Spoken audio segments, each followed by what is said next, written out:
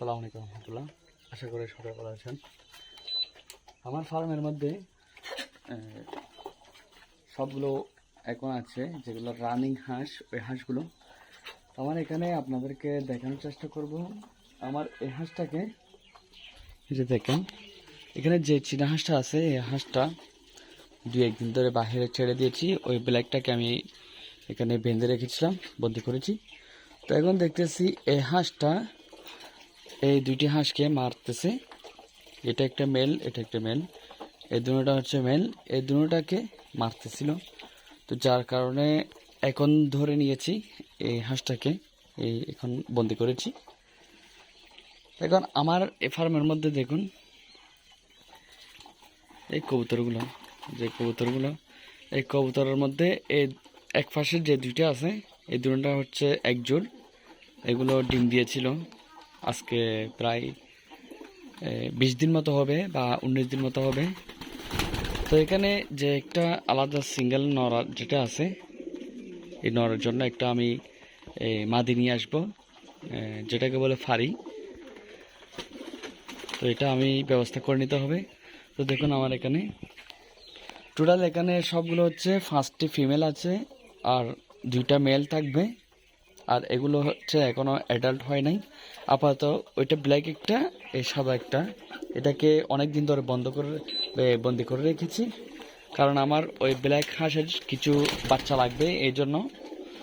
তো এগুলো যখন অ্যাডাল্ট হবে তখন আমি শুধু 2টি কালার রাখবো, 3টি কালার রাখবে এই ফার্মের মধ্যে, 3টি কালার রাখবো, আর কোনো বেশি কালার রাখবো না। আর যেগুলো ফিমেল হাঁস যেগুলো আছে এগুলোর মধ্যে প্রত্যেকটি হাঁসের এক একটা করে কালার রাখবো। আরও আমি বাহির থেকে সংগ্রহ করব। আর যে কাজগুলো আমার ফার্মের মধ্যে থেকে গেছে ওগুলো এখনো আমি করতে পারিনি। যে দিনের মধ্যে দেখুন এই যে এগুলো ট্যাগ দিয়ে রাখতে হয়েছে, এটা দেখেন এগুলো ট্যাগ দিয়ে রাখতে হয়েছে। এই জলিটা আরও প্রায় 4 ফুট মতো ওইদিকে থাকবে, কিন্তু এদিকে ডালু গেছে, কারণ এটা যেই লতাগুলো উঠছে এই জলগুলা, এগুলোর কারণে টিনগুলো নষ্ট হয়ে গেছে।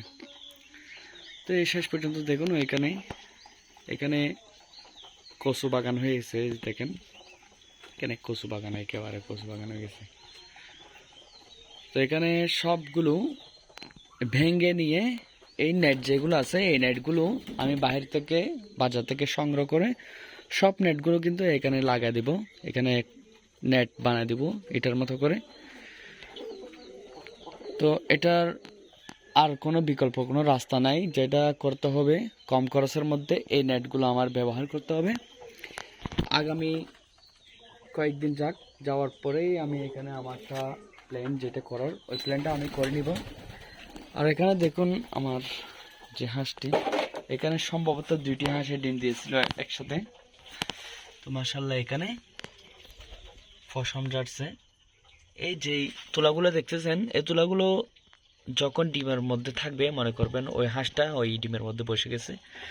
তো এখানে দেখুন ইঁদুরে এখানে গর্ত করতেছে। যাই হোক, এরপরেও সম্ভবত ইঁদুর এখন নাই, আগে করেছিল। তো এখন এখানে প্রায় 20 পিস মতো ডিম আছে, আমি যতটুকু আইডিয়া করতেছি। আমি ডিম দিয়েছিলাম এখানে 16 থেকে 17 পিস। তো এখানে ডিম আরও কিছু পারতেছে সম্ভবত। এখানে আরও একটি হাঁস বাহিরে, ওই হাঁসটা এখনো ভিতরে আসে নাই। যেই ব্ল্যাক হাঁসটা ছিল ফিমেল, ওই হাঁসটা এখনো বাহির থেকে গেছে, ওইটা সম্ভবত এদিকে বাহিরে ফানের মধ্যে চলে গেছে।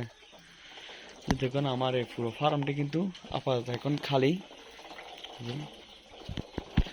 এখান থেকে দেখেন এটা হচ্ছে আমার ফার্মটি অনেক বড়, তো এটা পুরোটাই খালি। আর দেখা যাক সামনের দিকে কি করতে পারি। তো আজকে এতটুকু পর্যন্ত। যারা আমার ভিডিওগুলো দেখেন সবাইকে আপনাদেরকে ধন্যবাদ জানাই। আরও অনেকেও আমাকে মাঝে মধ্যে কমেন্ট করেন, সবাইকে আপনাদেরকে ধন্যবাদ জানাই যারা আমার ভিডিওগুলো দেখেন। সবাই ভালো থাকবেন। আসসালামু আলাইকুম।